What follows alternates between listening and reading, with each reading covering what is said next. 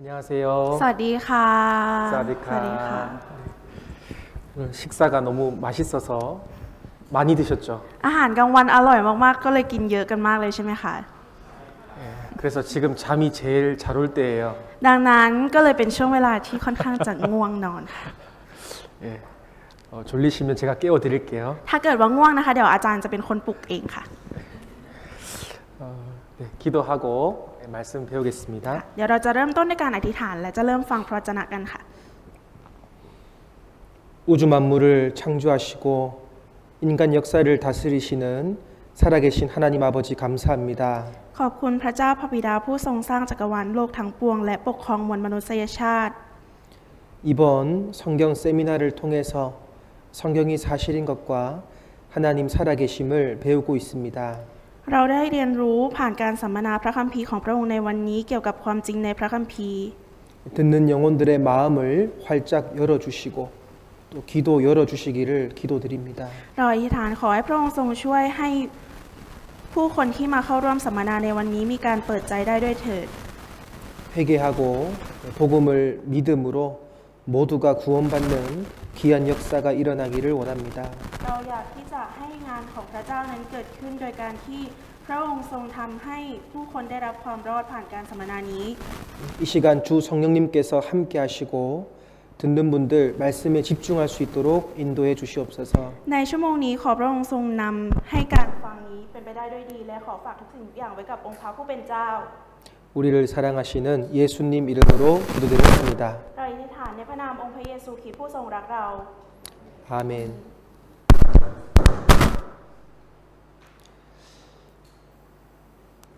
네, 같이 이사야 48장 3절 4절 찾겠습니다. ค่ะเราจะเปิดหาพระธรรมอิสยาห์นะคะบทที่ 48 ข้อที่ 3 ที่ 4 ค่ะ 네, 제가 읽겠습니다. อาจารย์จะอ่านให้นะคะ 여호와께서 가라사대 내가 옛적에 장래사를 고하였고 내 입에서 내어 보였고 내가 호련히 그 일을 행하여 이루었느니라. 내가 알거니와 너는 완악하며 내 목에 힘줄은 무쇠요 내 이마는 노시라. สิ่ง สิ่งที่ล่วงมานั้นเราได้แจ้งให้ทราบนานแล้ว มันออกจากปากของเรา และเราได้เล่าให้ฟัง และทันใดนั้นเราได้ทำและมันก็เป็นไปตามนั้น เพราะเรารู้ว่าเจ้าดื้อด้านและคอของเจ้าเป็นเอ็นเหล็ก และหน้าผากของเจ้าเป็นทองเหลือง 하나님께서는 하나님 자신을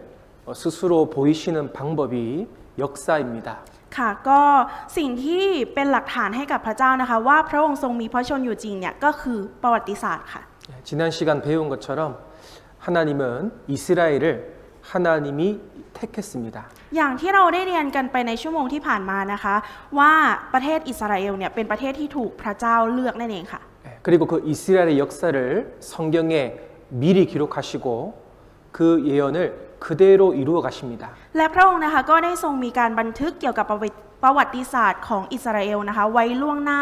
และประวัติศาสตร์ของอิสราเอลเนี่ยก็เป็นไปตามที่บันทึกไว้ตลอดมาค่ะ 이스라엘은 전 세계적으로 유일하게 역사가 미리 기록된 나라입니다. อิสราเอลนะคะเป็นประเทศเดียวที่มีการบันทึกเกี่ยวกับประวัติศาสตร์ของประเทศนั้นนะคะไว้ล่วงหน้าค่ะ 여러분 상식적으로 역사가 미리 기록될 수 있어요? ทุกคนคะโดยทั่วไปแล้วเนี่ยประวัติศาสตร์ของแต่ละประเทศเนี่ยมันสามารถบันทึกไว้ล่วงหน้าได้ไหมคะ 예, 불가능합니다. ไม่สามารถทำได้ค่ะ 예, 우리는 한 치 앞도 알 수가 없습니다. ถึงแม้ว่าเราจะมีความสามารถนะคะก็ไม่สามารถที่จะรู้อนาคตได้ค่ะ 예, 그런데 하나님은 모든 것을 아시기 때문에 이스라엘 역사를 성경에 미리 기록하신 겁니다. แต่เป็นเพราะว่าพระเจ้านะคะพระองค์เป็นผู้ที่ทรงสร้างพระองค์จึงบันทึกประวัติศาสตร์ไว้ล่วงหน้าค่ะ 그런데 사람들이 하나님 믿기 싫어한다는 것을 이미 하나님은 다 알고 계셨어요. และพระเจ้านะคะก็ทรงทราบดีอยู่แล้วว่ามนุษยชาติเนี่ยจะไม่เชื่อว่าพระองค์มีอยู่จริงค่ะ 자, 여기 4절 말씀 보시면 내가 알거니와 너는 완악하며 내 목에 힘줄은 무쇠요 내 이마는 노시라. สิ่งที่ล่วงมานั้นเราได้แจ้งให้ทราบนานแล้วมันออกจากปากของเรา และเราได้เล่าให้ฟัง 사람들의 마음이 교만하고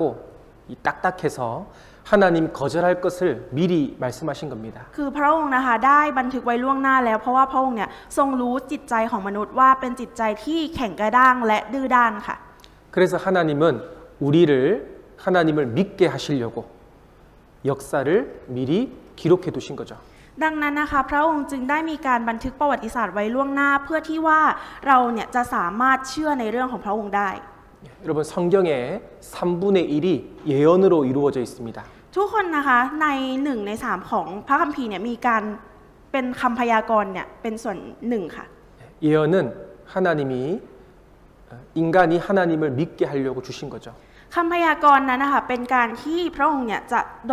ทำให้มนุษยชาติเนี่ยมีการเชื่อพระองค์ค่ะ 그런데 우리가 살고 있는 우리 시대는 성경의 예언이 거의 다 이루어지고 있는 놀라운 시대라는 겁니다. แต่ว่าในยุคของเรานะคะเป็นยุคที่น่าทึ่งมากๆเพราะว่าคำพยากรณ์ในพระคัมภีร์เกือบทุกคำนะคะกำลังเป็นจริงค่ะ 신명기 4장 30절 이 모든 일이 내게 임하여 환난을 당하다가 끝날에 내가 내 하나님 여호와께로 돌아와서 그 말씀을 청종하리니 ในพระธรรมอิสยาห์นะคะขออภัยค่ะเฉลยธรรมบัญญัตินะคะบันทึกไว้ว่าเมื่อท่านมีความทุกข์ลำบากและทุกสิ่งเหล่านี้เกิดขึ้นกับท่านในการภายหน้าท่านจะกลับมาหาพระยาเวห์พระเจ้าของท่านและเชื่อฟังพระสุรเสียงของพระองค์ 지난 시간 배웠듯이 하나님과 이스라엘 백성 사이에 아주 중요한 계약을 맺었습니다. ในชั่วโมงที่แล้วเราก็อาจจะได้เรียนรู้กันไปแล้วนะคะว่าพระเจ้าและอิสราเอลเนี่ยได้ทำพันธสัญญาที่สำคัญมากๆกันไว้ค่ะ 이스라엘은 하나님 말씀에 순종하면 복을 주고 불순종하면 저주를 주겠다고 했어요. ถ้าหากว่าอิสราเอลเชื่อฟังพระวจนะของพระเจ้านะคะก็จะได้รับพรแต่ถ้าหากว่าไม่เชื่อฟังก็จะได้รับคำสาปแช่งค่ะ 그런데 순종을 많이 했습니까? 불순종을 많이 했습니까? แต่คำถามคืออิสราเอลเชื่อฟังมากกว่าหรือว่าไม่เชื่อฟังเป็นสัดส่วนใหญ่คะ 예, 불순종을 많이 했기 때문에 바로 환난을 많이 받았습니다. ค่ะเพราะว่าไม่เชื่อฟังเป็นส่วนใหญ่นะคะก็เลยได้รับความทุกข์ยากลำบากทรมานเยอะมากค่ะ 그래서 불순종했을 때 받을 저주를 미리 기록하시고 또 순종했을 때 받을 축복도 미리 기록하신 겁니다. มีทั้งการบันทึกไว้ว่าถ้าหากไม่เชื่อฟังจะได้รับคำสาปแช่งและการที่เชื่อฟังก็จะได้รับพรเหมือนกันค่ะ 자, 오늘은 이 시간에는 그 환난받았던 망했던 이스라엘이 회복되는 사실을 설명드리고자 합니다. วันนี้นะคะเดี๋ยวจะมาอธิบายให้ฟังเกี่ยวกับเรื่องราวของอิสราเอลที่เคยล่มสลายไปแล้วถูกฟื้นคืนขึ้นมาค่ะ 자, 에스겔 39장 28절을 같이 읽어보겠습니다. เราจะอ่านพระธรรมเอเสเคียลบทที่39ข้อที่28พร้อมกันค่ะ แล้วพวกเขาจะรู้ว่าเราคือยาเวห์พระเจ้าของเขาเพราะแม้เราได้ส่งเขาไปเป็นเฉลยยังบรรดาประชาชาติเราก็จะรวบรวมเขาเข้ามาในแผ่นดินของเขาและจะไม่ปล่อยให้สักคนหนึ่งในพวกเขาหลงเหลืออยู่ที่นั่นอีกเลย 자, 에스겔서는 2600년 전에 선지자 에스겔을 통해서 하나님 말씀을 예언했습니다. พระวจนะในหนังสือเอเสเคียลนะคะถูกบันทึกไว้ผ่านทางผู้ที่มีชื่อว่าเอเสเคียลเมื่อประมาณ 2,600 ปีที่แล้วค่ะ 이 예언의 말씀은 환란의 역사와 회복의 역사가 동시에 기록되어 있습니다. คือมีการบันทึกเกี่ยวกับประวัติศาสตร์ที่น่า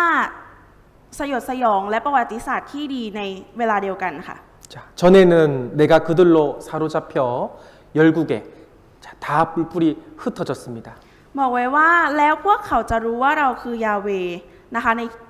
ขออภัยค่ะเพราะแม้ว่าเราได้ส่งเขาไปเป็นเฉลยยังบรรดาประชาชาติก็หมายถึงว่าพระองค์เนี่ยได้กระจัดกระจายประชาชาติอิสราเอลเนี่ยออกไปทั่วโลกค่ะ 이스라엘이 하나님의 아들 예수님을 십자가에 못 박아 죽임으로 그 불순종 때문에 전 세계에서 저주를 받은 겁니다. ด้วยการที่ประชาชาติอิสราเอลนะคะได้นำพระบุตรองค์เดียวของพระเจ้าเนี่ยไปตึงไว้บนไม้กางเขนนะคะทำให้พวกเขาได้รับการลงโทษค่ะ 그런데 후에는 시간이 지나서 하나님께서 그들을 모아서 고토 고향 땅으로 돌아오게 하시겠다고 예언했습니다. และหลังจากนั้นนะคะพระเจ้าก็ได้ยังบันทึก หรือว่าพยากรณ์ไว้อีกว่าพระองค์เนี่ยจะรวบรวมเขาพวกอิสราเอลนะคะเข้ามายังแผ่นดินเดิมของเขาค่ะ 예, 이 말씀이 그대로 성취되었습니다. และพระวจนะนี้นะคะก็เกิดขึ้นแล้วค่ะ 자, 여기 이스라엘을 통해서 하나님은 기적을 보여주십니다. ตรงนี้นะคะเป็นปาฏิหาริย์ที่เกิดขึ้นผ่านทางอิสราเอลที่พระเจ้าทรงประทานให้เราเห็นค่ะ 자, 역사를 조금 아시는 분들은 1948년도 5월 14일 날 이스라엘이 나라가 생겼다는 것을 알 수 있습니다. ค่ะอย่างที่บางคนรู้กันอยู่นะคะว่าในวันที่ 14 พฤษภาคมปีคศ 1948 นะคะมีการฟื้นคืนชนชาติอิสราเอลหรือว่าได้รับอิสรภาพนั่นเองค่ะ 예, 그런데 기원전 586년에 바벨론이라는 나라 때문에 이스라엘이 멸망당했습니다. แต่ว่า 586 ปีก่อนคริสตกาลหรือว่าคริสตศักราชนะคะมีการลุกรานจากบาบิโลนนะคะทำให้อิสราเอลเนี่ยมีการล่มสลายไปค่ะ 예, 그리고 계속 다른 나라의 식민지 생활을 해왔습니다. ดังนั้นนะคะจากนั้นเนี่ยก็คอยถูกประเทศมหาอำนาจหลาย ๆ ประเทศนะคะกดขี่อยู่เรื่อยมาค่ะ 그리고 AD 기원 후 70년에 로마에서 쳐들어와서 이스라엘 백성들을 자기 땅에 살지 못하게 하고 다 뿔뿔이 흩어지게 했습니다. และในปีคริสตศักราชที่ 70 นะคะโรมันเนี่ยได้เข้ามาในอิสราเอลนะคะทำให้พวกเขาเนี่ยไม่สามารถที่จะอาศัยอยู่ในแผ่นดินของตัวเองได้อีกต่อไปค่ะ 자, 주권이 뺏긴 지 2600년이 지났고 땅이 뺏긴 지 1900년이 지났습니다. ก็คือผ่านมา 2,600 ปีนะคะที่แผ่นดินล่มสลายและก็ผ่านมา 1,900 ปีนะคะที่แผ่นดินเนี่ยขออภัยค่ะที่ถูกกระจัดกระจายออกไปค่ะ 1948년도 전에는 세계 지도에 이스라엘이 없었습니다. และใน 1,900 ปีที่แล้วนะคะประเทศอิสราเอลไม่ได้มีอยู่บนแผนที่ค่ะ 그런데 1948년도 하나님의 말씀이 그대로 성취되어서 나라가 딱 생긴 겁니다. แต่ว่าในปี 1948 นะคะพระเจ้าเนี่ยก็ได้ทรงทำให้ประเทศอิสราเอลฟื้นคืนมาตามที่พระคัมภีร์มีการพยากรณ์ไว้ค่ะ 이렇게 오랫동안 망한 나라가 다시 나라가 어떻게 세워질 수 있겠습니까? ทุกคนคะประเทศที่มันล่มสลายไประยะเวลานานขนาดนี้มันจะสามารถฟื้นคืนขึ้นมาได้ยังไงคะ 그러나 하나님은 창조주이시기 때문에 말씀하시면 그대로 이루시는 거예요. เพราะว่าเป็นพระวจนะของพระเจ้าที่พระองค์ทรงตรัสไว้แบบนี้นะคะมันถึงสามารถที่จะเกิดขึ้นมาได้ค่ะ 자, 황폐했던 땅은 좋은 땅으로 바꿔주신다고 예언했습니다. ก็คือพระองค์ได้บอกว่า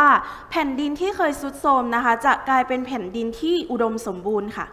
전 세계에 다 흩어졌던 민족은 고향 땅으로 돌아온다고 약속했습니다. ส่วนประชาชาตินะคะที่กระจัดกระจายไปอยู่ทั่วโลกเนี่ยพระองค์ก็ทรงให้สัญญาว่าจะให้กลับสู่แผ่นดินเดิมค่ะ 그리고 가는 곳마다 칼로 다 죽음을 당했는데 이제는 강한 나라로 바꿔주시겠다고 약속했어요. และจากประเทศชนชาติที่ถูกดาบไล่ตามนะคะก็จะได้กลายเป็นประเทศมหาอำนาจค่ะ 이 수천 년 전의 예언이 지금 우리가 이루어졌다는 것을 보고 살고 있잖아요. และคำพยากรณ์เมื่อหลายพันปีนี้นะคะก็เกิดขึ้นให้เราเห็นให้เราได้สัมผัสแล้วค่ะ 자, 이 장면은 1948년 5월 14일 날 초대 수상 벵구리온이 독립선언문을 낭독하는 장면입니다. ก็ในภาพนี้นะคะอย่างที่เราเห็นก็คือในวันที่ 14 พฤษภาคมปีคริสตศักราช 1948 นะคะนายกรัฐมนตรีคนแรกเบนกูเรียนนะคะได้อ่านคำประกาศอิสรภาพค่ะ 자, 그래서 전 세계 신문에 이스라엘 나라가 탄생했다라고 보도했습니다. และหนังสือพิมพ์ทั่วโลกนะคะมีการตีพิมพ์ว่าชนชาติอิสราเอลเนี่ยได้ถือกำเนิดขึ้นแล้วค่ะ 하나님 말씀이 그대로 성취된 겁니다. เป็นไปตามที่พระวจนะของพระเจ้าตรัสไว้ค่ะ 자, 1948년 이후에 보세요. 전 세계에서 이스라엘로 사람들이 다시 돌아가고 있습니다. และหลังจากปี 1948 นะคะจากที่เห็นในภาพเนี่ยประชากรที่อยู่ทั่วโลกนะคะก็หวนคืนสู่อิสราเอลค่ะ 여러분, 한 가정 그리고 한 사람이 돌아가는 것이 아니라 수백만 명이 돌아가는 거예요. ทุกคนคะมันไม่ใช่แค่1คนหรือว่า1ครอบครัวเท่านั้นนะคะแต่ว่าเป็นประชากรที่มีจำนวนหลายล้านคนนะคะที่คืนกลับมาสู่แผ่นดินของตัวเอง 이게 어떻게 가능할까요? ทุกคนคิดว่าเรื่องราวนี้มันจะเป็นไปได้ยังไงคะ 하나님 말씀이 아니면 이해가 안 되는 겁니다. ถ้าไม่ใช่พระวจนะของพระเจ้าจะไม่มีทางเข้าใจได้เลยค่ะ 자, 자, 예를 들어서 여러분 조상이 아주 먼 조상이 유대인 이스라엘 사람이라고 가정해 봅시다. อย่างสมมุตินะคะให้ทุกคนคิดว่าบรรพบุรุษของตัวเองเนี่ยเป็นคนยิวที่อยู่ไกลมากเลยค่ะ 그런데 나는 태국에서 태어나서 태국 사람이에요. แต่ว่าเราเนี่ยเกิดที่ประเทศไทยและเราเป็นคนไทย 근데 우리 조상이 이스라엘 사람이니까 짐을 다 챙겨서 난 이스라엘로 이사할 거야. แต่เป็นเพราะว่าบรรพบุรุษของเราเนี่ยเป็นคนอิสราเอลเราก็เลยคิดว่าเราจะต้องเก็บของย้ายไปที่อิสราเอล 할 수 있습니까? ทำได้ไหมคะ 그런데 한 가정, 두 가정이 아니라 몇백만 명이 돌아가는 거예요. แต่ว่าเรื่องนี้นะคะมันไม่ใช่แค่หนึ่งครอบครัวหรือว่าหนึ่งคนเท่านั้นที่ย้ายกลับไปนะคะแต่มันคือจำนวนคนที่มากกว่าหลายล้านคนที่ย้ายกลับคืนไปประเทศของตัวเองค่ะ 그리고 하나님이 그들을 어떻게 돌아가게 할 것인가도 예언해 두셨습니다. และพระเจ้านะคะก็ได้มีการพยากรณ์ไว้อีกว่าประชากรอิสราเอลเหล่านั้นนะคะจะกลับมาที่แผ่นดินของตัวเองได้อย่างไรค่ะ 자, 이사야 43장 5절 6절. 두려워 말라 내가 너와 함께하여 내 자손을 동방에서부터 오게 하며 서방에서부터 너를 모을 것이며 내가 북방에 이르기를 놓으라 남방에 이르기를 구류하지 말라 내 아들들을 원방에서 이끌며 내 딸들을 땅끝에서 오게 하라. อิสยาห์บทที่ 43 ข้อที่ 5 ถึงข้อที่ 6 นะคะ อย่ากลัวเลยเพราะเราอยู่กับเจ้าเราจะนำลูกหลานของเจ้ามาจากตะวันออกและเราจะรวบรวมเจ้ามาจากตะวันตกเราจะพูดกับทิศเหนือว่าจงคืนให้และกับทิศใต้ว่าอย่ายึดไว้จงนำบุตรชายของเรามาจากแดนไกลและบุตรสาวของเรามาจากปลายแผ่นดินโลก 자, 이 말씀을 설명하겠습니다. เดี๋ยวจะอธิบายพระวจนะตรงนี้ให้ฟังนะคะ 자, 전 세계의 중앙에 여기 이스라엘이라는 나라가 있습니다. ตรงกลางระหว่างหลาย ๆ ประเทศเนี่ยมีประเทศที่มีชื่อว่าอิสราเอลอยู่ค่ะ 그런데 이사야 예언의 말씀처럼 동쪽과 서쪽에는 오게 하며 모을 것이다라고 말씀했습니다. และในพระธรรมอิสยาห์นะคะมีการพยากรณ์ไว้ว่าจะมีการกลับเข้ามาจากทิศเหนือและทิศใต้ค่ะ 그런데 북쪽에는 남쪽에는 이스라엘 사람들을 붙잡고 놓아주질 않는 겁니다. ขออภัยค่ะเมื่อกี้ก็คือมาจากทิศตะวันออกและตะวันตกนะคะแต่ว่าทิศเหนือและทิศใต้เนี่ยไม่ยอมปล่อยให้กลับเข้ามาค่ะ 그래서 하나님께서 북쪽 나라에 말하기를 놓으라 이렇게 말씀하신 거예요. ดังนั้นนะคะพระเจ้าก็เลยได้ตรัสกับประเทศทางทิศเหนือว่าจงปล่อยค่ะจงคืนให้นั่นเอง 자, 여기 이스라엘의 북쪽으로 쭉 올라가면 모스크바 바로 러시아가 나옵니다. ถ้าหากว่าเรามองไปบนประเทศที่อยู่เหนืออิสราเอลนะคะจะเจอกับมอสคิวบาค่ะ 실제로 이 러시아가 바로 유대인들을 붙잡고 놓아주지 않았습니다. ก็คือประเทศเหล่านี้นะคะได้จับชาวยิวนะคะไม่ปล่อยออกมาค่ะ 자, 그리고 남쪽으로 내려가면 바로 이티오피아라는 나라가 있습니다. และถ้าหากว่ามองไปข้างล่างนะคะทางทิศใต้ของอิสราเอลเนี่ยจะเจอเอธิโอเปียค่ะ 이 이티오피아도요 러시아의 영향을 받아서 유대인들을 붙잡고 안 놔주는 거예요. เอธิโอเปียนะคะก็เป็นประเทศที่ไม่ยอมปล่อยอิสราเอลออกมาเช่นเดียวกันค่ะ 근데 하나님이 놓으라 그랬으니까 놓았을까요? 계속 붙잡고 있었을까요? แต่ถ้าพระเจ้าตรัสสั่งแล้วว่าให้ปล่อยจะจับไว้ต่อไปหรือว่าจะปล่อยเขาออกมาคะ 자, 확인을 해봅시다. เดี๋ยวเรามาพิสูจน์กันค่ะ 자, 1974년도 신문이에요. อันนี้นะคะเป็นหนังสือพิมพ์ในปี 1974 ค่ะ 자, 미국과 소련이 인권 문제로 서로 싸우고 있습니다. บอกไว้ว่าสหรัฐโซเวียตนะคะสหภาพโซเวียตเนี่ยมีปัญหาเรื่องสิทธิมนุษยชนค่ะ 소련이라는 나라가 유대인들을 꽁꽁 잡아두고 보내지 않는 거예요. ก็คือสหภาพโซเวียตนะคะได้จับชาวยิวไว้เนี่ยเป็นทาสเนี่ยคือไม่ยอมปล่อยออกมาเลยค่ะ 그래서 미국이 우리가 쌀도 주고 밀도 주고 많이 줄게 대신에 유대인들을 풀어줘라고 협상을 했습니다. ดังนั้นนะคะสหรัฐอเมริกาเนี่ยจึงมีข้อเสนอให้กับสหภาพโซเวียตว่าเดี๋ยวเราเนี่ยจะเอาข้าวเอาน้ำให้มีใช้ชีวิตอยู่อย่างดีเลยขอเพียงแต่ปล่อยอิสราเอลออกมา 자, 성경 말씀처럼 소련이 붙잡고 있던 유대인들을 풀어주고 이민을 허용했습니다. ค่ะก็เป็นไปตามที่พระวจนะได้มีการพยากรณ์ไว้นะคะว่าในท้ายที่สุดแล้วเนี่ยโซเวียตหรือว่ารัสเซียเนี่ยก็ได้ปล่อยอิสราเอลออกมาค่ะ 예, 2600년 전 이사야의 예언이 1970년대에 이루어진 거죠. ก็คือพระธรรมอิสยาห์นะคะที่มีการบันทึกไว้เมื่อ 2,700 ปีก่อนเนี่ยมันได้เป็นไปตามนั้นในปี 1948 ค่ะ 자, 여기도 소련 유태인 40만 명이 탈출한다. และบอกไว้อีกว่านักโทษชาวยิว 400,000 คนมีการอพยพออกมาค่ะ 예, 이제 85년도가 되니까 소련이 자유롭게 이민을 갈 수 있게 된 겁니다. ค่ะเพราะว่ามันเป็นในปี 1985 นะคะจึงมีโซเวียตเนี่ยก็ได้ให้อิสรภาพแก่คนเหล่านั้นค่ะ 예, 지금 현재 이스라엘 땅에 살고 있는 사람들 중에 약 200만 명이 이 러시아에서 건너온 사람들입니다. ค่ะก็แผ่นดินอิสราเอลที่มีคนกำลังอาศัยอยู่ตอนนี้นะคะก็คือเป็นคนอิสราเอลที่ถูกย้ายมาจากโซเวียตนะคะถึง 2 ล้านคนค่ะ 자, 소련 유태인들 본국으로 자기 고향으로 대이동한다. ชาวยิวในโซเวียตย้ายกลับประเทศครั้งใหญ่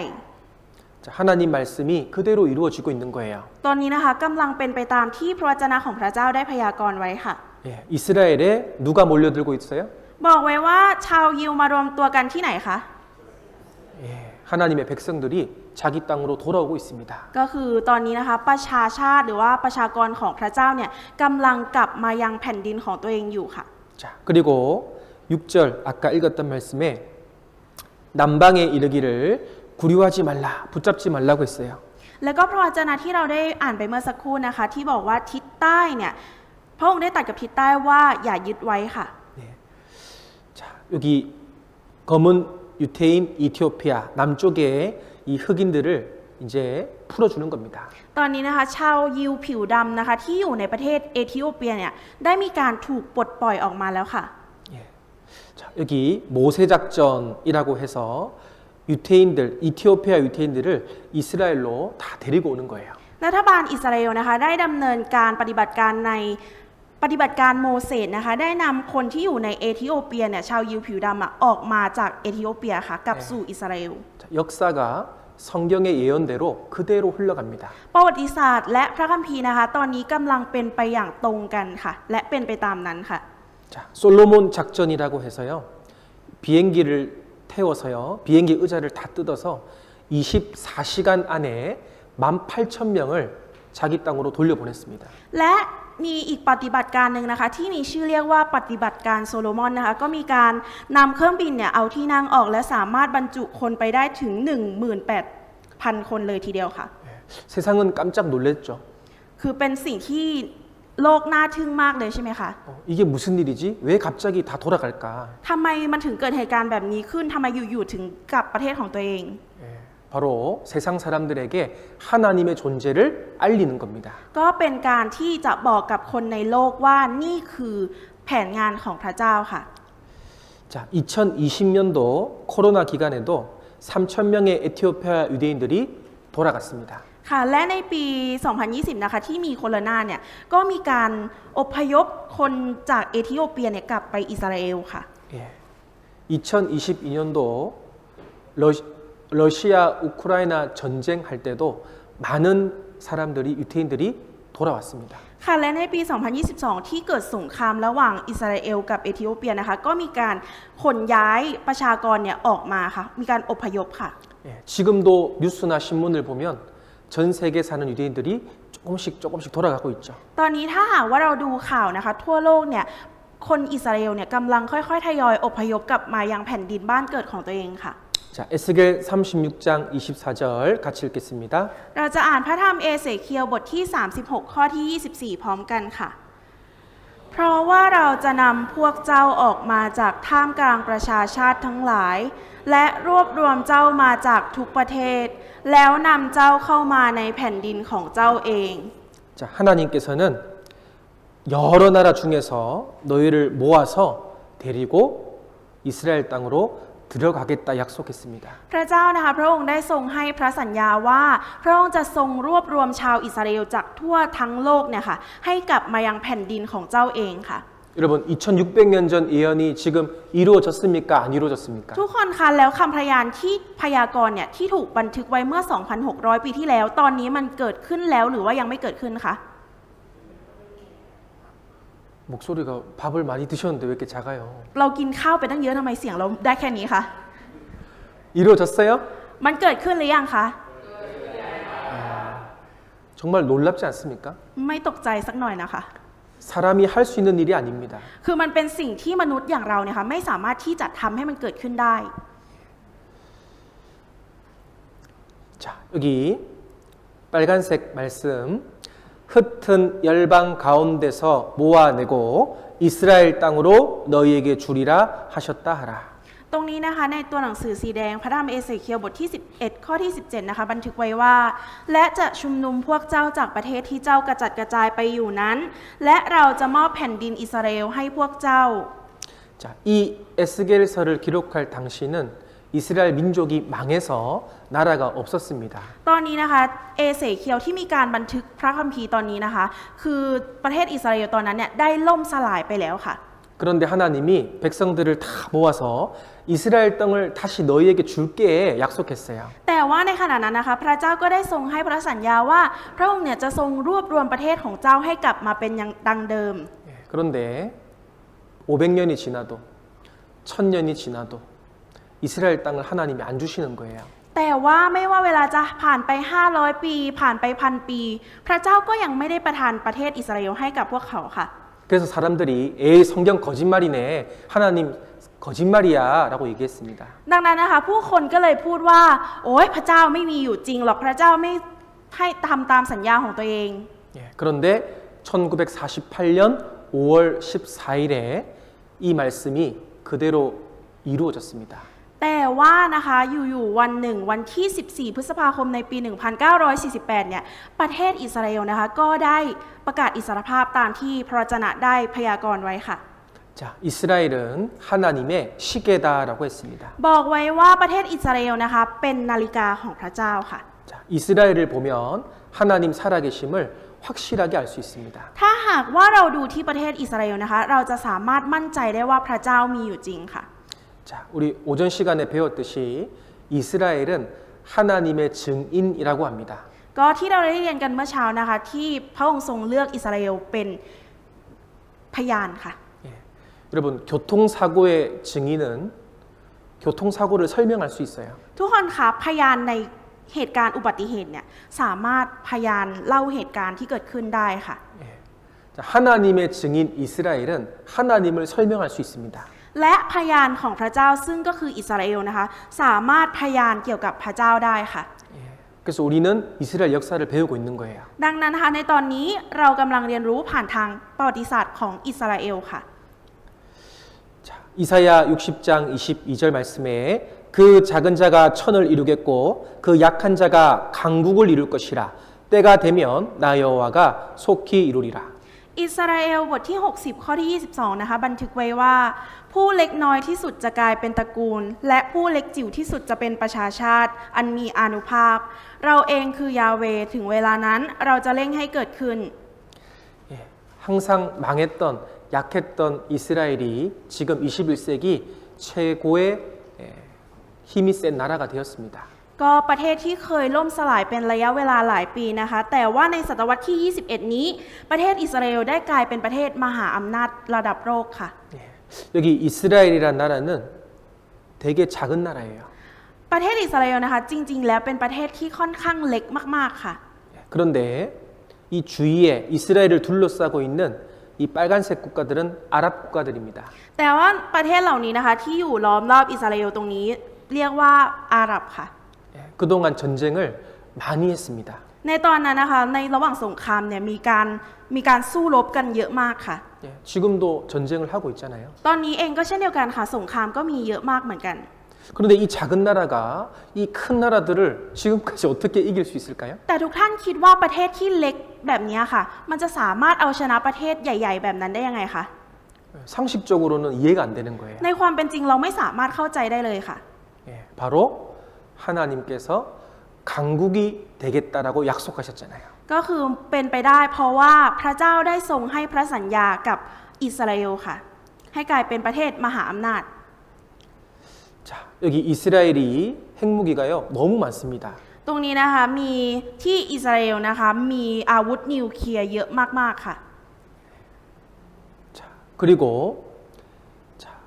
이사야 60장 5절에 보시면 자, 빨간색 말씀만 보면 이는 바다의 풍부가 내게로 돌아오며 열방의 재물이 내게로 오미라라고 되어 있습니다. และถ้าเราดูในอิสยาห์บทที่ 60 ข้อที่ 5 ตัวหนังสือสีแดงนะคะบันทึกไว้ว่าเพราะความมั่งคั่งของทะเลจะหันมาหาเจ้าทรัพย์สมบัติของบรรดาประชาชาติจะมายังเจ้า 예. 자, 이스라엘의 앞에 바다 지중해가 있습니다. มีทะเลที่มีค่ามากอยู่ทะเลหนึ่งนะคะที่อิสราเอลค่ะ 예, 그 바다에서 보물들이 오겠다라고 예언한 거예요. และมีการพยากรณ์ไว้ว่าทะเลนั้นนะคะจะหันกลับมาหาพวกเขา 그리고 전 세계의 돈이 이스라엘로 오겠다라고 예언한 거예요. และก็บันทึกไว้อีกว่าทรัพย์สมบัติทั่วโลกเนี่ยจะมายังบรรดาประชาชาติของอิสราเอลนั่นเองค่ะ 자, 여기 보시면 자, 이스라엘 앞바다에 엄청난 천연가스와 석유가 우리 시대에 발견되었습니다. ตรงนี้นะคะในยุคของเราเนี่ยได้ค้นพบสิ่งที่มีค่าพวกก๊าซธรรมชาติที่เป็นทรัพยากรธรรมชาตินะคะเยอะมากๆอยู่ด้านหน้าของประเทศอิสราเอลค่ะ 예, 원래 이스라엘은 저기 유럽을 통해서 다른 나라를 통해서 원유를 수입했는데 이제는 수입을 할 필요가 없죠. สมัยก่อนนะคะประเทศอิสราเอลเป็นประเทศที่จะต้องนำเข้าสิ่งของต่างๆนะคะจากประเทศยุโรปจากแถบยุโรปนะคะแต่ว่าในยุคสมัยนี้นะคะไม่จำเป็นที่จะต้องนำเข้าสิ่งเหล่านั้นอีกต่อไปค่ะ 예, 바다의 풍부가 이스라엘로 돌아왔어요, 안 돌아왔어요? ความมั่งคั่งของทะเลนั้นหันกลับมาหาอิสราเอลหรือยังคะหรือว่ายังไม่หันกลับมาคะ 예, 우리는 직접 보고 있습니다. เราใช่ค่ะตอนนี้เรากำลังมองอยู่ค่ะเรากำลังเห็น 지금 อยู่ 이스라엘은 바다를 지배하고 있습니다. ตอนนี้นะคะอิสราเอลเนี่ยกำลัง 바다를 예, 바다를 지배하고 있습니다. 예, 바다를 차지하고 있습니다. ปกครองทะเลที่ตอนนี้นะคะอิสราเอลกำลังปกครองทะเลเดซีอยู่ค่ะกำลังปกครองทะเลอยู่ 자, 여기 신명기 8장 18절 보면 그가 하나님께서 내게 재물 얻을 능력을 주셨다라고 되어 있습니다.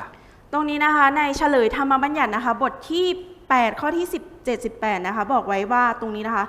ท่านจงระลึกถึงพระยาเวห์พระเจ้าของท่านเพราะว่าพระองค์ทรงเป็นผู้ประทานกำลังแก่ท่านที่จะได้ทรัพย์สมบัตินี้ 여러분 지금 전 세계에서 돈 제일 많은 사람이 유대인인 거 아시죠? ทุกคนรู้ใช่ไหมคะทราบใช่ไหมคะว่าประเทศที่มีทรัพย์สินเงินทองมากที่สุดในโลกก็คืออิสราเอล 그들이 똑똑해서 돈이 오는 것이 아니라 하나님이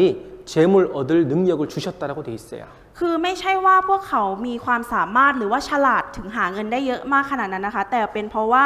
พระเจ้าได้บันทึกแล้วว่าพระองค์เนี่ยเป็นผู้ที่ประทานกำลังในการที่จะหาทรัพย์สมบัตินั้นให้กับชาวอิสราเอลค่ะ 예. 자, 여기 마이크로소프트를 창립한 빌 게이츠는 오랜 기간 동안 세계의 갑부 1위, 돈 제일 많은 사람이었습니다. ทุกคนคะตรงนี้นะคะคือบิลเกตนะคะเป็นผู้ที่สร้างระบบ Microsoft Word ขึ้นมานะคะเขาใช้เวลาระยะเวลาหลายปีนะคะในการที่จะหาเงินมากขนาดนี้และเป็นคนที่รวยที่สุดในประเทศค่ะในโลกค่ะ 이 사람 재산이요. 한 나라의 국가 예산과 비슷합니다. 한 나라의 돈, 나라가 가지고 있는 돈하고 비슷해요. ก็คือมีมีเงินนะคะเท่ากับงบประมาณของรัฐบาลในประเทศนั้นค่ะ 예, 이 사람 유태인입니다. คนนี้นะคะเป็นคนอิสราเอลค่ะ 예. 자, 이스라엘이 지구촌 돈을 싹쓸이하고 있습니다. อิสราเอลนะคะกำลังรวบรวมเงินทั้งหมดของโลกใบนี้อยู่ค่ะ 예. 자, 여기 유명한 사람들 많이 있죠? 돈 많은 사람들이에요. คนเหล่านี้นะคะเป็นคนที่มีชื่อเสียงและเป็นคนที่ร่ำรวยที่สุดในโลกค่ะ 예, 세계 경제를 좌지우지하는 사람들입니다. เขาเป็นคนที่มีฐานะทางการเงินนะคะดีที่สุดในโลกค่ะ 예, 근데 이들의 공통점은 바로 유태인이라는 겁니다. แต่ข้อดีของคนเหล่านี้นะคะข้อที่เหมือนกันของคนเหล่านี้ก็คือพวกเขาเป็นคนยิวค่ะ 하나님 말씀이 그대로 이루어지고 있잖아요. พระวจนะของพระเจ้าในตอนนี้นะคะกำลังเป็นไปตามนั้นค่ะ 자, 여기 유대인들은 세계 최대 정치 군사적으로 미국을 지배하고 있습니다. ตอนนี้นะคะก็มีประเทศอิสราเอลนะคะมีกำลังลบมากที่สุดขออภัยค่ะประเทศที่มีกำลังลบมากที่สุดในโลกตอนนี้ก็คือประเทศอเมริกาค่ะ 예, 그리고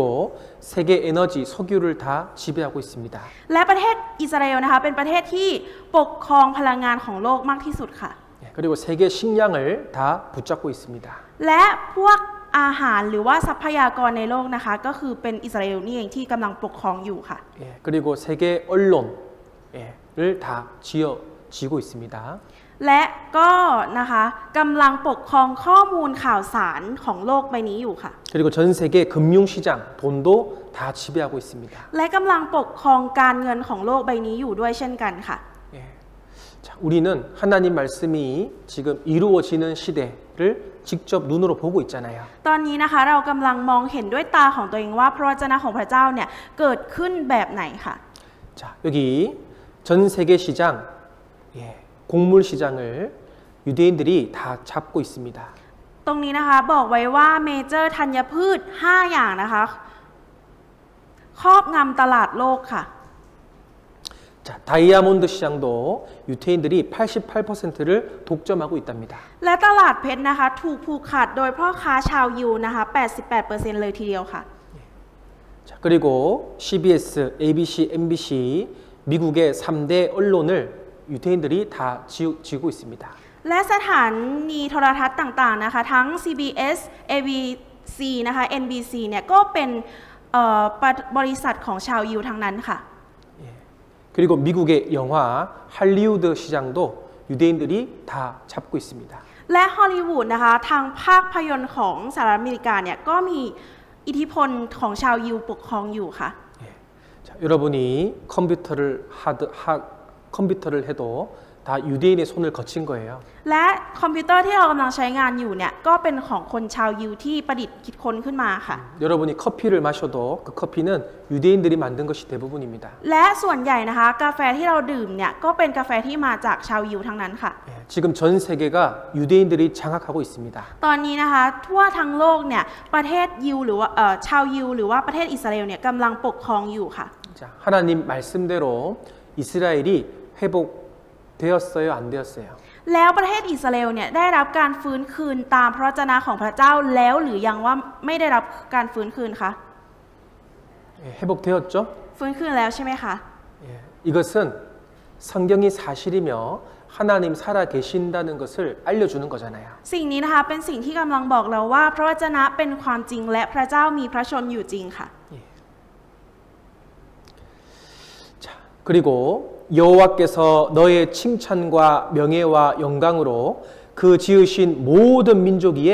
뛰어나게 하겠다라고 했습니다.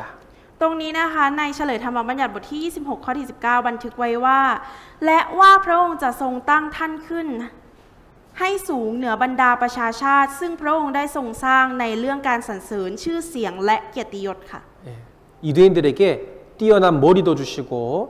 칭찬과 명예를 주시겠다고 했어요. พระองค์นะคะได้ทรงบอกไว้แล้วว่าพระองค์จะประทานชื่อเสียงพละกำลังอำนาจให้แก่ชาวอิสราเอลให้โดดเด่นขึ้นค่ะ 예, 그래서 여기 보면 몸에 밴 주디즘 유대인들이 노벨상을 많이 가져갔습니다. และถ้าดูตรงนี้นะคะบอกไว้ว่าการเรียนรู้จากไบเบิลที่ติดตัวครองรางวัลโนเบลก็คือชาวอิสราเอลเนี่ยได้รับรางวัลโนเบลเยอะมากๆค่ะ 자, 2013년도에 올해 노벨상도 유대인들이 휩쓸었다. 수상자 8명 중에 6명이 유대인이었어요. ชาวยิวครองรางวัลโนเบลปีนี้อีก6คนจากทั้งหมด8คนนะคะได้รับรางวัลค่ะ 예, 그리고 하나님은 이스라엘 민족만 회복시킨 것이 아니라 망했던 이스라엘 땅도 회복시켰습니다. ค่ะพระเจ้านะคะไม่ได้ทรงฟื้นคืนประชาชาติหรือว่าที่เป็นประชากรเท่านั้นนะคะแต่พระองค์ยังทรงฟื้นคืนแผ่นดินที่เคยล่มสลายไปแล้วค่ะ 자, 에스겔 36장 34절 전에는 지나가는 자의 눈에 황무하게 보이던 그 황무한 땅이 장차 기경이 될지라.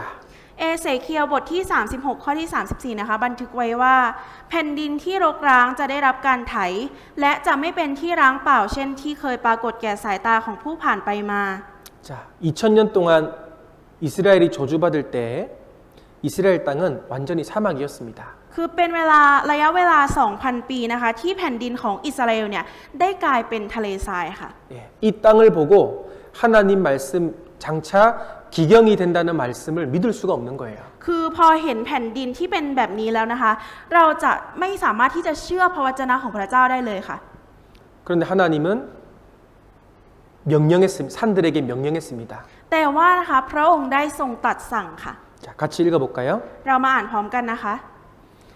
แต่เจ้าภูเขาทั้งหลายของอิสราเอลเอ๋ยเจ้าจะแตกกิ่งก้านของเจ้าออกมา และจะออกผลให้แก่อิสราเอลประชากรของเจ้าของเรา เพราะว่าพวกเขาจะกลับมาในไม่ช้า 자, 이스라엘 산들아, 이제 가지를 내고 열매를 맺으라 명령했습니다. พระองค์ได้ทรงตรัสสั่งว่าภูเขาทั้งหลายของอิสราเอลเอ๋ยเจ้าจะแตกกิ่งก้านของเจ้าออกมา และจะออกผลให้แก่อิสราเอล 자, 왜죠? ทำไมคะ 그들이 가까이 왔다는 겁니다. เพราะว่าพระองค์จะใกล้ที่จะเสด็จมาแล้วค่ะ 하나님의 백성들이 자기 땅으로 돌아올 때가 되었으니까 열매를 맺으라라는 거예요. ก็คือเพราะว่าอิสราเอลเนี่ยจะได้กลับมายังแผ่นดินของตัวเองแล้ว เพราะฉะนั้นให้แตกกิ่งก้านออกไป 예. 자, 이 말씀도 그대로 이루어졌습니다. เพราะว่าจนานี้เองก็เป็นไปตามนั้นค่ะ เกิดขึ้นจริงแล้วค่ะ 예. 사막의 나라에서 이제 농작물의 70%를 수출하는 나라가 되었습니다. และประเทศอิสราเอลนะคะก็กลายเป็นประเทศแห่งการเกษตรนะคะมีผลผลิตทางการเกษตรมากถึง 70% ค่ะ 그리고 너희 사면에 남은 이방 사람이 나 여호와가 무너진 곳을 건축하며 황무한 자리에 심은 줄 알리라. 나 여호와가 말하였으니 이루리라. แล้วบรรดาประชาชาติที่เหลือซึ่งอยู่รอบๆเจ้าจะรู้ว่า เรายาเวได้สร้างเมืองหักพังเหล่านี้ขึ้นใหม่ และปลูกพืชในที่รกร้างนั้น เรายาเวได้ลั่นวาจาแล้ว และเราจะทำเช่นนั้น 자, 나 여호와가 말하였으니 반드시 이루어집니다. ก็คือเรายาเวได้ลั่นวาจาแล้ว และเราจะทำเช่นนั้นค่ะ 예, 황무한 땅에 하나님이 건축해 하시고 기경이 되게 하셨습니다. ค่ะประเทศที่เคยรกร้างนะคะกลับกลายเป็นประเทศที่อุดมสมบูรณ์ค่ะ 그리고 황무한 땅을 하나님이 건축해 하셨습니다. และประเทศที่เคยรกร้างนะคะก็กลับกลายเป็นประเทศที่มีตึกอาคารบ้านเรือนค่ะ 하나님은 살아계십니다. พระเจ้ามีอยู่ ที่ จริ นี่ ง คือ ค่ะ สวนองุ่นในอิสราเอลตลอด 2,000 ปี นั้นที่นี่คือทะเลทราย จะปลูกอะไรในที่แบบนี้เป็นไปไม่ได้เลย ที่จริงมีหลายคนพยายามแล้วแต่ไม่สำเร็จ 저는 러시아에서 ผม 태어났고 เกิดที่รัสเซียตอนอายุ 3 ขวบกลับมาที่อิสราเอลครับ ยังจำตอนที่เริ่มทำสวนองุ่นได้ครับ 모든 것이 돌이어 ทุกอย่างเป็นหินและเราต้องเจาะรูในหินเพื่อปลูกองุ่น 모두 말했습니다. ทุกคนพูดว่ามันไม่ได้ ไม่มีอะไรจะเติบโตได้ 아무것도 잘하지 않을 거야.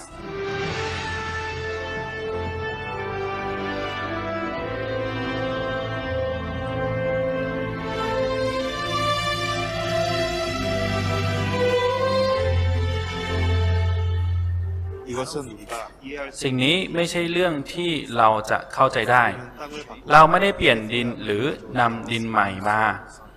เหมือนคนตายฟื้นขึ้นมาดินก็เหมือนกัน 회복했죠. สำหรับผมแล้วอิสราเอลเป็นเครื่องพิสูจน์ที่ดีที่สุดว่าพระเจ้ามีอยู่จริง และยังคงทำงานอยู่ท่ามกลางพวกเรา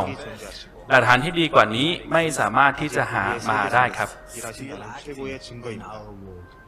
더 나은 증거는 찾을 수 없을 것입니다. 자, 이스라엘 나라가 하나님을 증거하고 있습니다. ประเทศอิสราเอลนะคะกำลังเป็นพยานของพระเจ้าอยู่ค่ะ 예, 이스라엘 땅도 하나님을 증거하고 있습니다. แผ่นดินอิสราเอลก็เช่นเดียวกันนะคะกำลังเป็นพยานแก่พระเจ้าอยู่ค่ะ 여러분 이 명확한 사실 앞에 우리는 어떤 마음을 가져야 될까요? ทุกคนคะแล้วต่อหน้าความจริงที่น่าอัศจรรย์ขนาดนี้เราต้องมีจิตใจแบบไหนคะ 하나님을 받아들이셔야 되는 거예요. เราจะต้องยอมรับพระเจ้าค่ะ 자, 여기 마태복음 24장 3절 말씀. 자, 예수께서 감람산 위에 앉으셨을 때 제자들이 종용이 와서 가로되 우리에게 이르소서 어느 때에 이런 일이 있겠사오며 또 주의 임하심과 세상 끝에는 무슨 징조가 있사오리이까. มัทธิวบทที่ 24 ข้อที่ 3 นะคะบันทึกไว้ว่า ระหว่างที่พระเยซูประทับบนภูเขามะกอกเทศ สาวกทั้งหลายมาเฝ้าเป็นส่วนตัวกับทูลว่า ขอโปรดให้พวกข้าพระองค์ทราบว่าเหตุการณ์เหล่านี้เกิดขึ้นเมื่อไหร่ และอะไรเป็นหมายสำคัญว่าพระองค์จะเสด็จมาและยุคเก่าจะสิ้นสุดลง 자, 마태복음 24장은 예수님이 돌아가시기 이틀 전에 제자들과 대화했던 내용이 기록되어 있습니다. พระธรรมมัทธิวบทที่ 24 ตรงนี้นะคะเป็นการสนทนาระหว่างพระเยซูและสาวกของพระองค์ก่อนที่พระองค์จะสิ้นพระชนม์2 วันค่ะ 이 대화는 감남산이라는 곳에서 이루어졌죠. ตรงนี้นะครับการสนทนาตรงเนี้ยเกิดขึ้นที่ภูเขามะกอกเทศใช่ไหมคะ 주님 다시 오신다고 했는데 그때가 언제입니까? 물어본 겁니다. ก็ได้ถามนะคะว่าพระองค์ถ้าพระองค์จะเสด็จมาเนี่ยพระองค์จะเสด็จมาเมื่อไหร่และจุดปลายที่จะสิ้นสุดเนี่ยมันคือเมื่อไหร่ 이 세상이 종말이 온다고 했는데 이 세상 끝이 도대체 언제입니까? แล้วจุดพระองค์เนี่ยจะเสด็จมาในโลกนี้ก็จริงแล้วจุดปลายที่มันจะสิ้นสุดเนี่ยมันจะอยู่ที่ตรงไหนจริงๆแล้วมันอยู่ตรงไหน 자, 여러분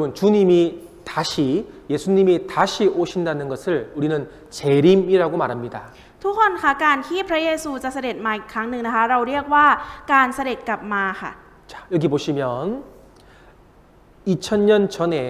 이스라엘 땅에 하나님의 아들 예수님이 실제로 오셨습니다. ค่ะก็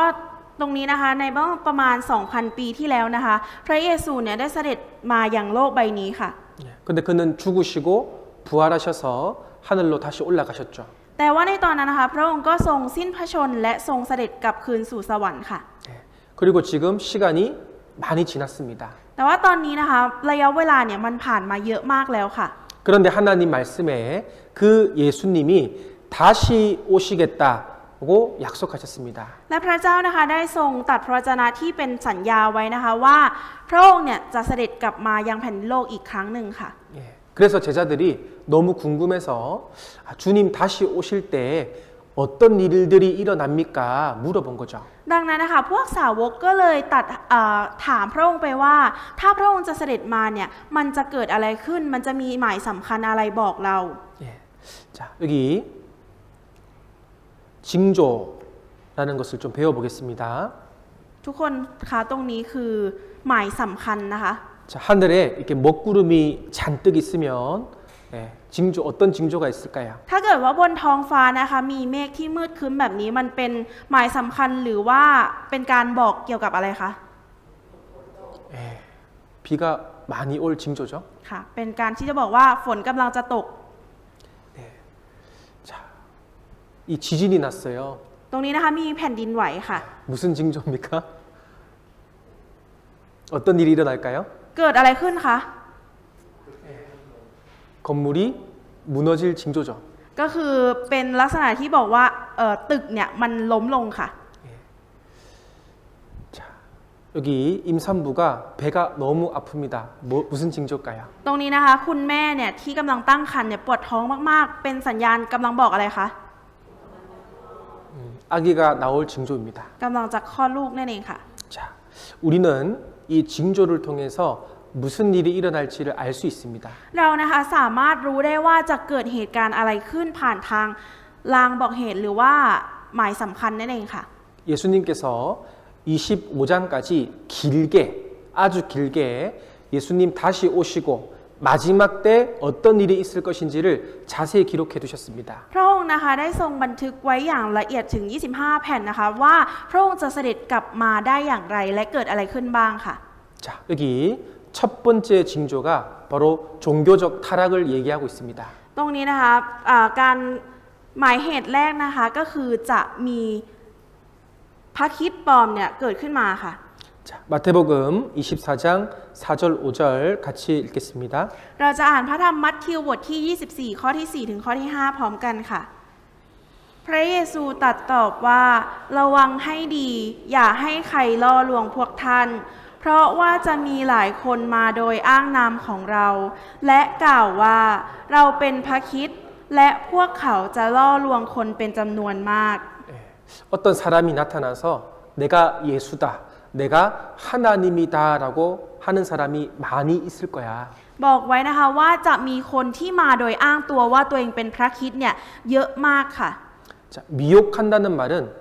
그 사람의 영혼을 속이는 거예요. การที่มาล่อลวงแบบนี้นะคะเป็นการล่อลวงทางจิตวิญญาณค่ะ 근데 이 사람들이 바보라서 속을까요? แล้ว 바보라서 어리석어서 속는 걸까요? คือเขามาหลอกเราเพราะว่าเขาเป็นเพราะว่าเขาโง่หรือเปล่าคะ 아닙니다. 똑똑한 사람들 굉장히 많이 있어요. คือมีคนที่ฉลาดเยอะมากค่ะ 그런데 내가 하나님이다라고 말하는 사람을 따라가는 거예요. แต่ว่าคนเหล่านั้นนะคะก็คือตามคนที่บอกว่าเราเป็นพระเยซูไปค่ะ 예, 바로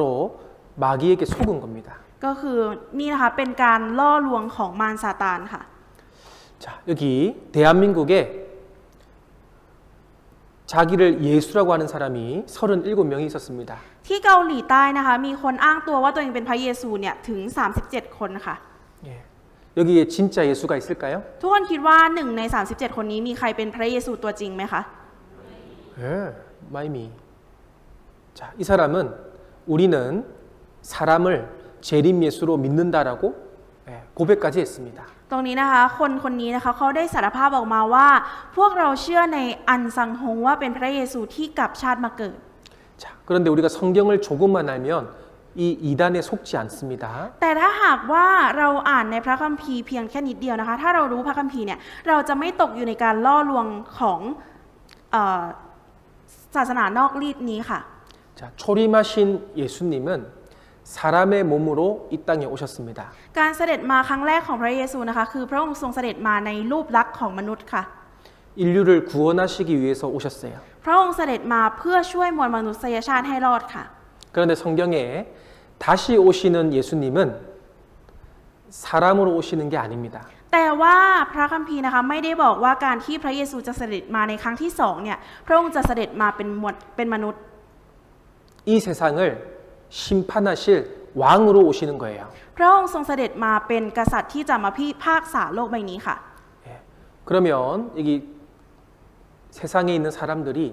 사람이 자기를 하나님이다, 예수님이다 말하면 그게 다 거짓말이라는 겁니다. ดังนั้นนะคะถ้ามีใครที่เป็นคนในโลกใบนี้อ้างตัวว่าตัวเองเนี่ยเป็นพระเจ้าเป็นพระเยซูเนี่ยคนเหล่านั้นคือคนที่โกหกหลอกลวงค่ะ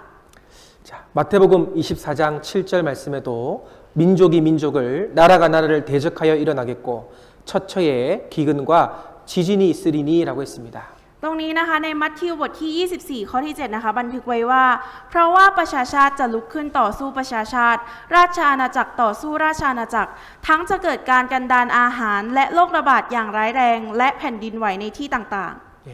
자, 세상 끝날 종말의 시기가 되면 기근, 굶어 죽는 사람들이 많을 거라고 예언했습니다. ๆ ก็คือมีการพยากรณ์ไว้นะคะว่าถ้าโลกเนี่ยเข้าใกล้ถึงยุคสุดท้ายเมื่อไหร่นะคะก็จะเกิดเหตุการณ์เหล่านี้ค่ะ 예. 지금도 아프리카에 이렇게 굶어 죽는 사람들이 많이 있습니다. ที่แอฟริกานะคะในปัจจุบันนี้ก็ยังมีอีกหลายคนที่กำลังอดอยากปากแห้งค่ะ 예. 한 해에 1,800만 명이 굶어 죽는다고 해요. ก็คือใน1ปีนะคะมีผู้ที่เสียชีวิตเนี่ยถึง18 ล้านคนเลยค่ะเพราะความอดอยาก 이 사람들이요 배가 고파서 진흙을 쿠키로 만들어서 먹는데요. คนเหล่านี้นะคะคือเขาหิวมากๆเนี่ยเขาก็เลยเอาโครนนะคะมาทำเป็นคุกกี้เพื่อกินประทังชีวิตค่ะ 예, 예수님의 예언처럼 우리는 지금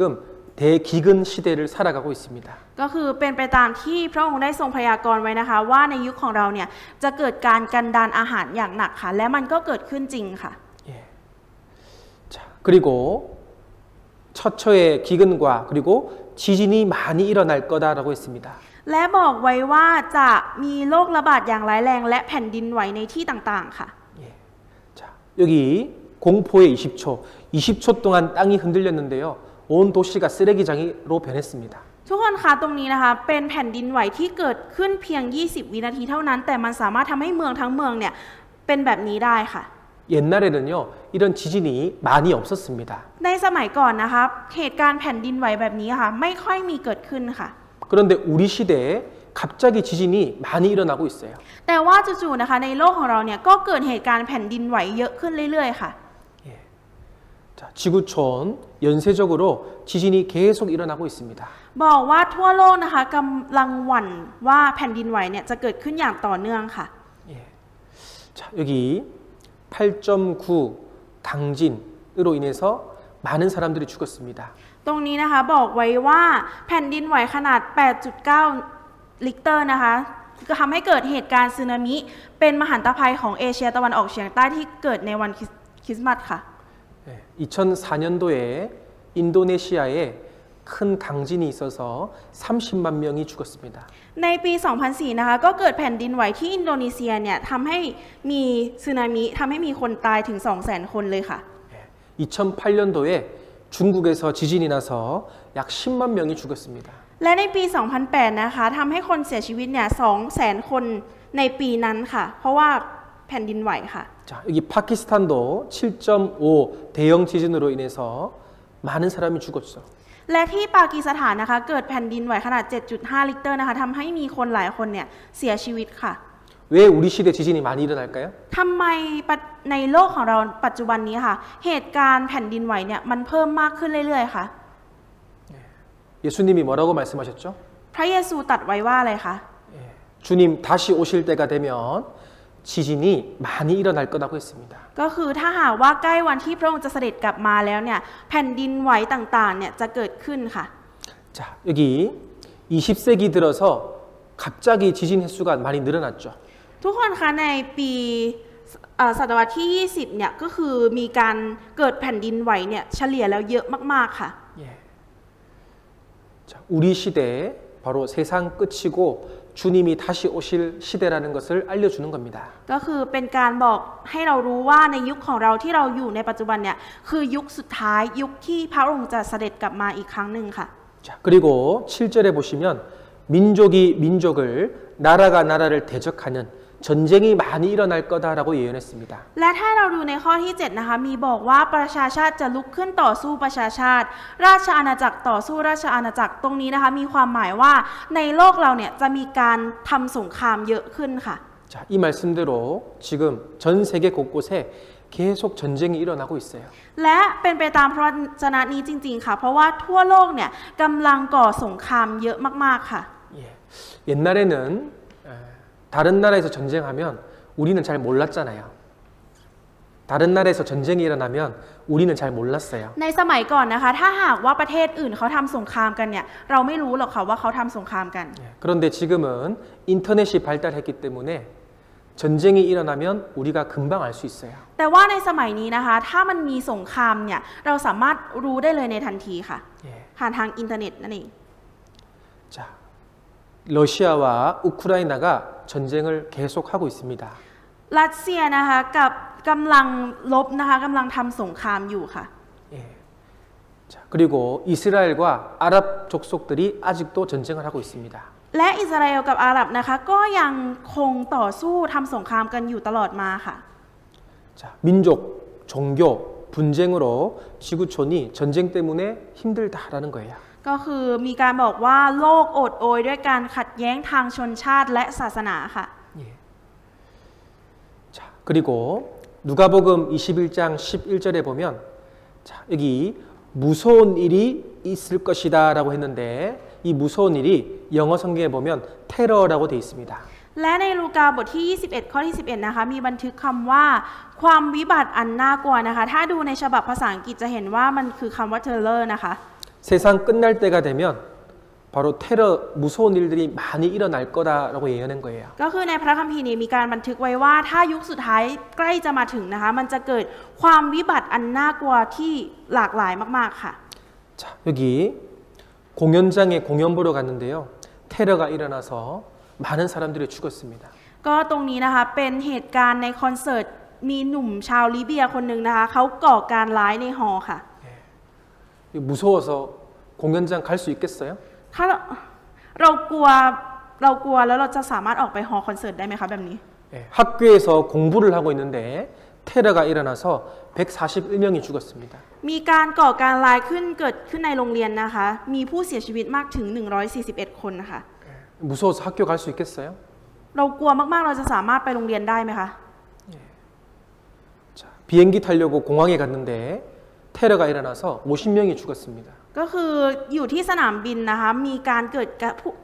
ก่อการร้ายนะคะมีผู้เสียชีวิตเยอะมากค่ะ 예, 마지막 시대가 되면 무서운 일들이 많이 일어난다고 했습니다. ก็คือเป็นการบอกว่าถ้ายุคสุดท้ายใกล้จะมาถึงเนี่ยการก่อการร้ายหรือว่าเหตุการณ์อันน่ากลัวเนี่ยจะเกิดขึ้นค่ะ 자, 그리고 처처의 큰 지진과 기근과 자, 온역은 바로 전염병이 많이 있을 것이다라고 예언했습니다. ค่ะและมีบอกไว้อีกว่าจะมีโรคระบาดนะคะที่ร้ายแรงเนี่ยก็คือมีโรคที่เราสามารถติดเชื้อกันได้ทั่วโลกนี่เองค่ะ 예, 옛날부터요 사람들은 전염병을 하늘이 준 벌이라고 말했습니다. คือในสมัยก่อนนะคะผู้คนคิดว่าโรคระบาดเนี้ยเป็นคำสาปที่ได้รับจากท้องฟ้าค่ะ 사람들이 죄가 점점점 많아질수록 전염병 종류도 다양해지고 있습니다. ก็คือเมื่อมนุษย์ทำบาปเยอะนะคะก็มีโรคระบาดที่หลากหลายชนิดเกิดขึ้นมาค่ะ 자, 우리 코로나19를 3년 동안 경험했잖아요. ก็เราก็ได้สัมผัสประสบการณ์เกี่ยวกับโรคโควิด -19 นะคะเมื่อ 3 ปีที่แล้วค่ะ 예. 이때 여러분 마스크 끼고 다니셨죠? ทุกคนก็สวมใส่แมสใช่ไหมคะช่วงนั้น 예. 앞으로 더 위험한 전염병이 올 겁니다. และในอนาคตนะคะมันจะเกิดโรคระบาดที่ร้ายแรงมากกว่านี้อีกค่ะ AI 조류 독감으로 전 세계 사망자가 확산되고 있습니다. ค่ะและก็มีผู้เสียชีวิตนะคะจากโรคไข้หวัดนกเนี่ยเยอะมากๆค่ะ 그리고 멕시코에서는 돼지 독감으로 많은 사람들이 무서워하고 있어요. ส่วนในเม็กซิโกนะคะผู้คนเนี่ยกำลังกลัวไข้หวัดหมูกันอยู่ค่ะ 자, 조류 독감 수일 내에 1억 명이 사망할 수 있다는 겁니다. บอกไว้ว่าไข้หวัดนกเนี่ยสามารถพรากชีวิตของคนได้ค่ะ 자, 그리고 마태복음 24장 14절 같이 읽어보겠습니다. เราจะอ่านมัทธิวบทที่ 24 ข้อที่ 14 พร้อมกันค่ะ ข่าวประเสริฐเรื่องอาณาจักรนี้จะประกาศไปทั่วโลกให้เป็นคำพยานแก่บรรดาประชาชาติ แล้วที่สุดปลายจะมาถึง 자, 이 천국 복음 하나님의 성경 말씀이 온 세상에 전파되면 세상 끝이 오겠다라고 했습니다. บอกไว้ว่าถ้าข่าวประเสริฐนี้ข่าวประเสริฐของพระเจ้าเนี่ยถูกประกาศออกไปทั่วโลกนะคะ ที่สุดปลายของโลกใบนี้จะมาถึงค่ะ 예, 그런데 이 말씀 이루어졌어요, 안 이루어졌어요? แต่ว่าคำถามคือพระวจนะนี้เกิดขึ้นแล้วหรือว่ายังไม่ได้เกิดขึ้นคะ 네, 여기 성경이 2377개 언어로 번역되었다는 신문 기사입니다. ตรงนี้นะคะมีการบันทึกไว้เกี่ยวกับสถิติของพระคัมภีร์นะคะว่าถูกแปลเป็นถึง 2,377 ภาษาทั่วโลกค่ะ 예, 해마다 계속 번역되어서 지금은